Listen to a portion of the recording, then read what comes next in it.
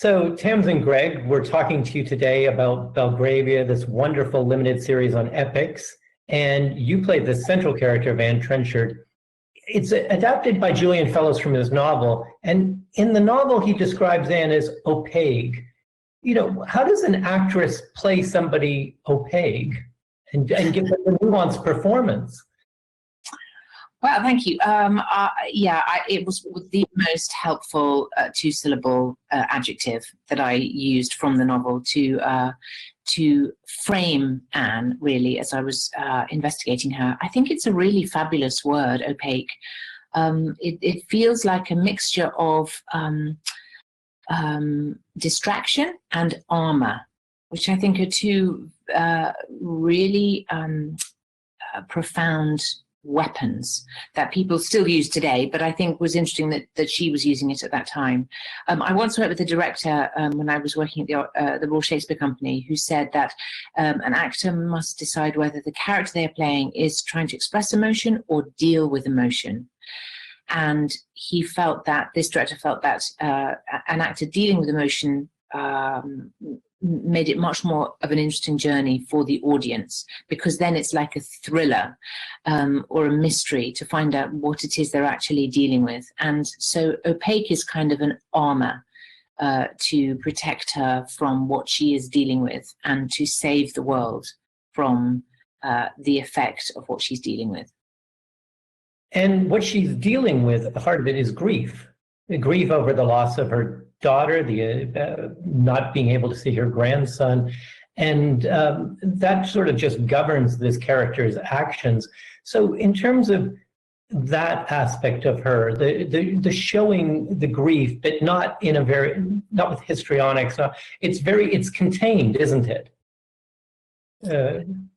Yeah, I think that the containment of deep emotional trauma and effect is in a way what makes us uniquely human. I think we psychologically have a very adept way of coping with our emotional responses to things. And given, that at the time, in the early 19th century, 1 in 3 babies died in infancy or in childbirth, and 1 in 5 women died in childbirth. So grief was around. It was a thing that you had to deal with, like, little sewerage. There was no adequate sewage systems, and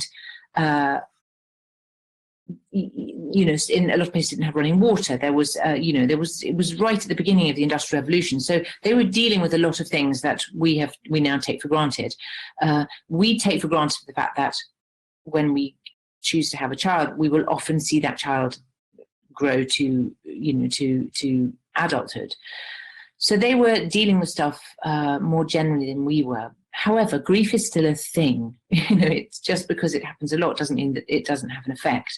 And the fact that these 2 women are placed center stage from 2 very different echelons of society who are experiencing exactly the same thing, I think that's really compelling dramatically. Well, and even before we encounter Lady Caroline, Harriet Walter, who's the other grandmother, we see with Anne her lack of a connection with her son, Oliver, who also is dealing with the grief of the loss of his sister, but he's sort of an island. Like, there isn't the connection between the mother and the son that you might think there would have been in those intervening years. That was something that sort of as a viewer, surprised me when we'd seen the little clip of the boy at the beginning, and how estranged that Anne was from him and the daughter-in-law. Like, she didn't take her on as a new daughter. What do you think was driving that? Well, these are very, very interesting questions. I'm so glad that you've brought up the relationship with Oliver, with her son. In the first episode, you find out that by mistake that Sophia was the child of Anne's heart, meaning that Oliver was there as a boy, but he wasn't the one that Anne doted on. But there's a very beautiful bit in the first episode where when the men are away fighting at the Battle of Waterloo, and they hear the guns off in the distance, and there's a big explosion, and Anne says something, and the boy Oliver looks up in fear.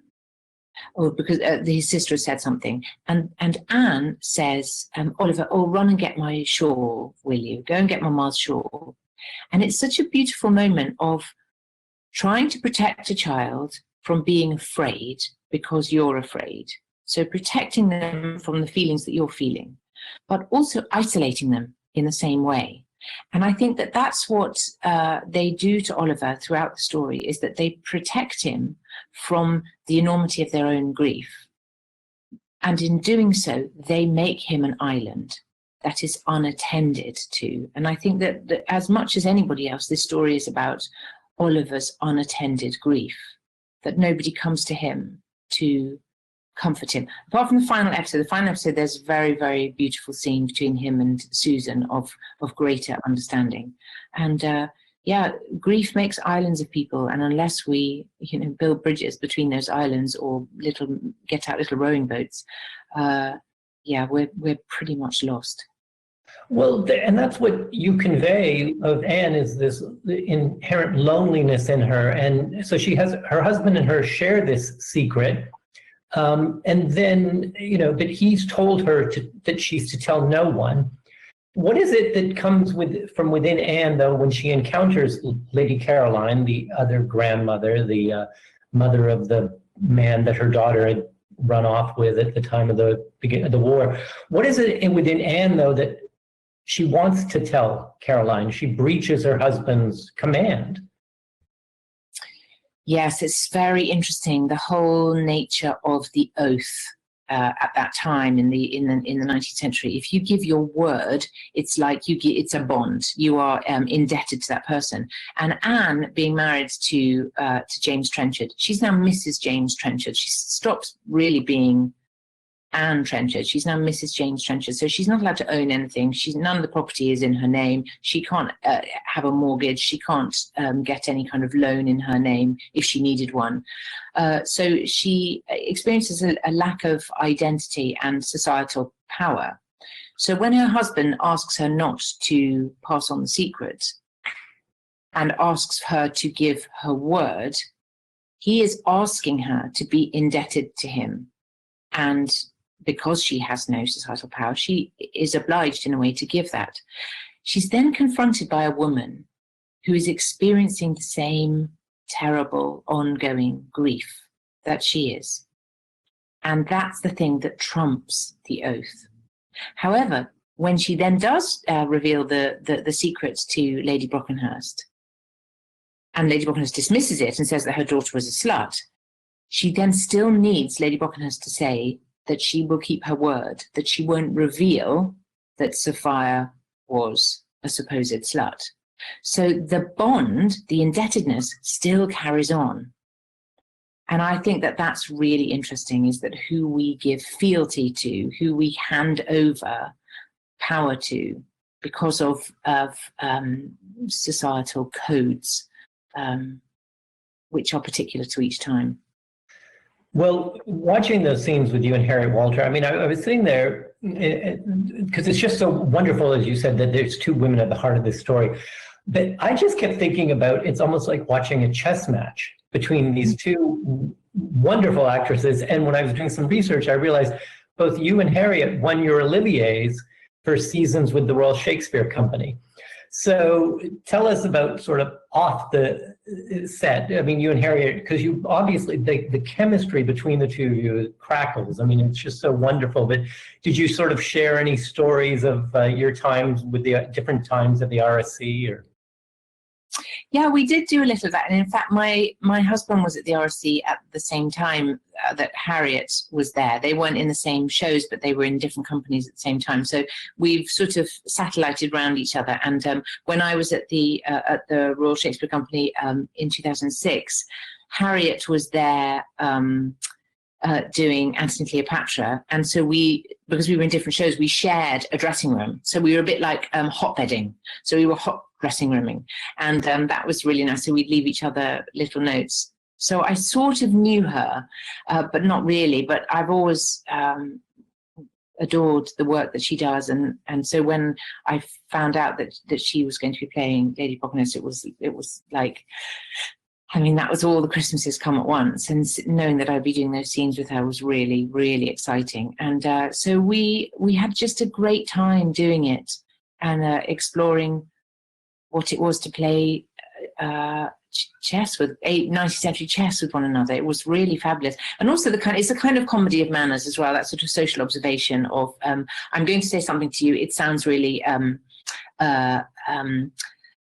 bland, but actually I'm making a very deliberate wound by saying so she says to me, Mrs. Trenchard, you really are a woman of the new age. I hope you don't mind me saying that. What she means by that is, wow, you're a real upstart. You really don't mind me saying that because it's coming to you, isn't it?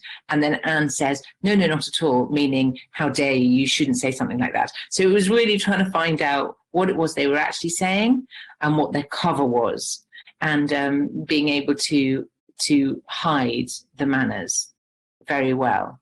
So there was always two levels going on. So that was a lot of fun. Well, you that tangential connection with Harriet Walter, but you had a real connection. I found out last week talking to Gareth Neame that you and he were both up at the Birmingham, University of Birmingham together, and he just talked about how delighted he was that the timing of this, that you were able to do it, because I guess it was the first time you'd worked together professionally.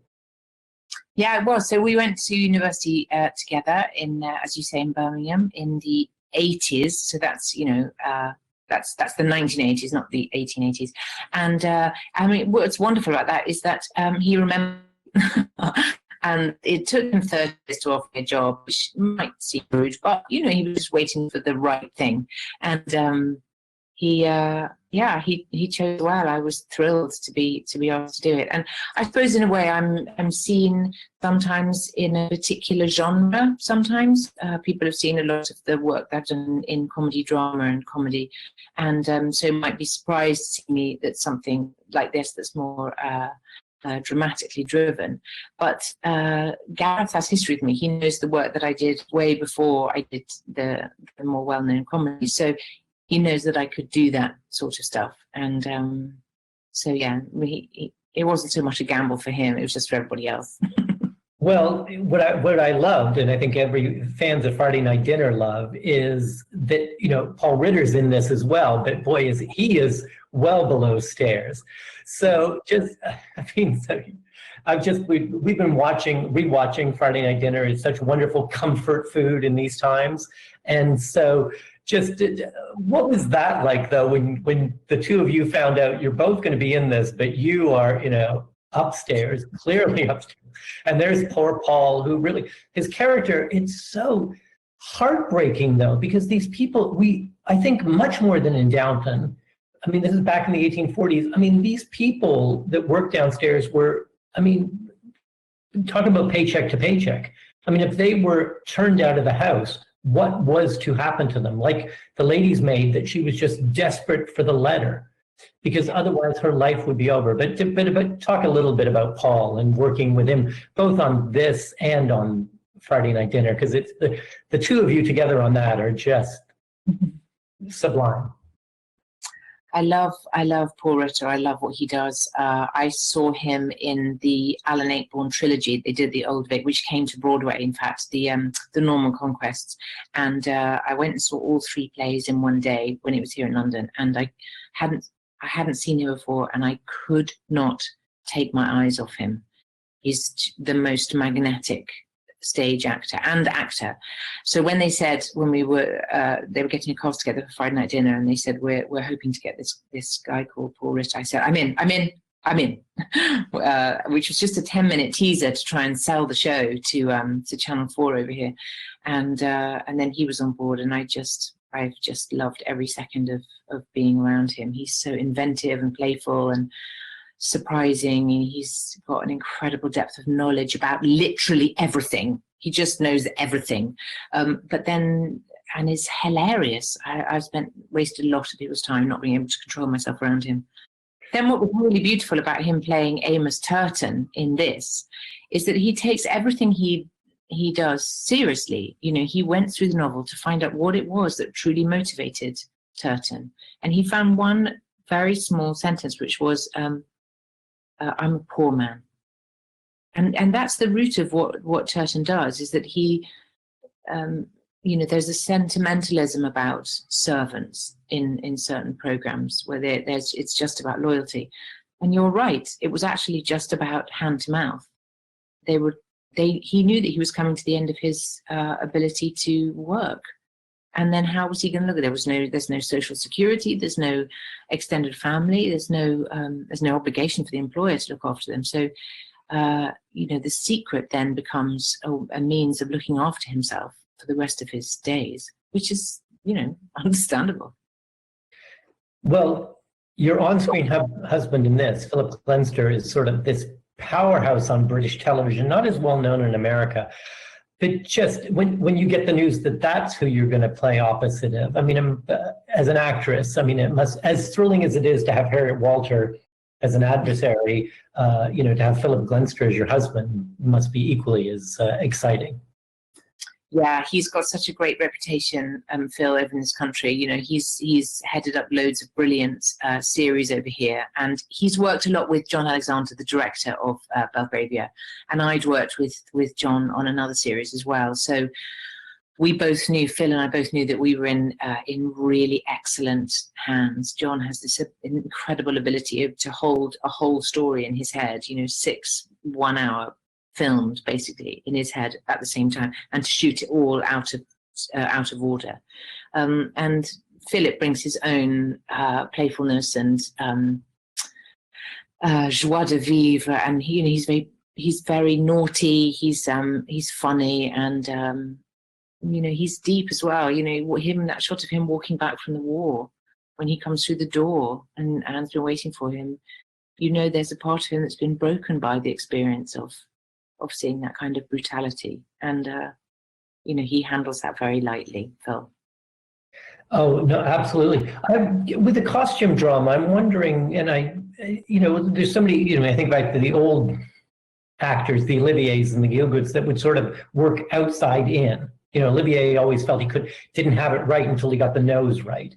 But when you're in a costume drama, I have to think that the costume, though, the corset, for instance, the way you have to sit, literally the hours that you're spending in hair and makeup, which Anne would have done herself. I mean, how much does that help you in developing the character? Well, the design team did an extraordinary job in in creating the world that the character inhabits, in a bodily sense, and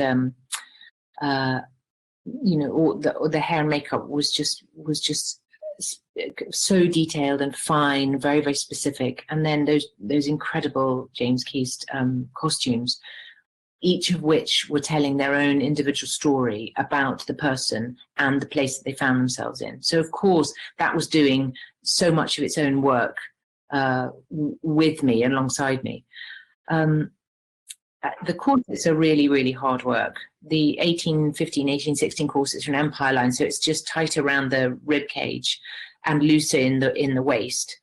So that's slightly easier to move in. The 1840s, that's the early Victorian corsets, got tighter and tighter and tighter into the waist, and those are really painful to wear for 12 hours a day. What I should really have done is worn a corset for a couple of hours a day, like a few weeks before we started filming, to prepare me for that. But obviously we don't have the time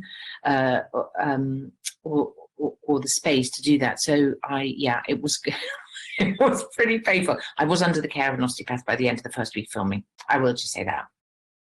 Well, that kind of strength, though, it was so helpful for the period, because the women were agreeing to be more and more and more constrained through that century, which I think is so interesting. Sociopolitically, the men were getting more and more powerful as they went through the Industrial Revolution. The women were agreeing to be more and more constrained. Then what happens at the end of the 19th century? We get suffrage. I mean, the two have to be connected. So you actually had suffrage with the corsets, and I think what's so fascinating, though, is the corsets, as I understand it, from the 1840s, people were trying to mimic the Queen, the tiny little girl that was on the throne, and that's what I think is so fascinating. Is the country is ruled by a woman, that women are ruled by their men. And as you said, this, and I just, before we let you go, the scene where Anne finds out that James has been connected to the grandson she's been forbidden to even think about. I mean, that's moment in their lives. I mean, it was, as you said it earlier, about it being a mystery, this mystery and that was unbelievable. Like it made you sit up. I mean, it was just, so what's it like when you're going to play a scene like that? I'm always interested with the different actors, because to get that moment, was that was that the first take, the 10th take? Yeah, I don't know. I don't really know which take they used with that. All I knew is that John Alexander, as the director, was really wanted to get that shot of Anne seeing Charles Pope for the first time. Yeah. As though, and Harriet had done it already, the Lady Brockenhurst, as though she'd seen a ghost, which when I saw just broke my heart. It was so beautiful. She looked like a young girl again. But so John was very clear about that's what he wanted to experience first. And so as an actor, that was great to get that, the anticipation of, I'm going to see this person who I've never seen before, but who I have thought about every day of my life, of his life. And he's now 25. So for a quarter of a century, she's thought about this person, and he's going to walk into the room. And it would be like a part of her daughter coming back into the room. So that's then what buoys up a human being, that kind of joy, that sort of palpable joy that makes you feel 2 inches wider. And then finding out in that moment that your husband has already experienced this for every day, more or less, for 25 years. And then the shattering of that joy, because it feels like another death. So it was really just holding those two polar opposites in tension in the same corset. Well, it was just one of many wonderful things. Listen, thank you so much for taking some time today to talk to us, and really just thank you for Belgravia. It's really wonderful. Thank you very much, Paul. I've really enjoyed talking to you about it. Thank you. Okay.